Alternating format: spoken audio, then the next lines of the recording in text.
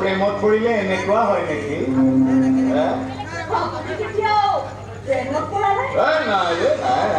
একদম ফালতু জিনিস, একদম ফালতু জিনিস। যাৰ কৰিবলৈ বেলেগে একো কাম নাথাকে নহয়, সি এইবিলাকে প্ৰেম চেম কৰে। মই কাম অৱশ্যে মোৰো নাই, ৰাম বেগাৰ এটা প্ৰেম চেম নাই, ছোৱালী তোৱালীৰ লগত আমাৰ কোনো কানেকশ্যন নাই ৰে, নাই আমি নকৰো এইবিলাক। প্ৰেম কোনেও নকৰে, প্ৰেমত কিন্তু সকলোৱে পৰে। যাৰ এখন হৃদয় থাকে সি প্ৰেমত পৰিবই। আমাৰ সেইবোৰ হৃদয় চিদয় নাই।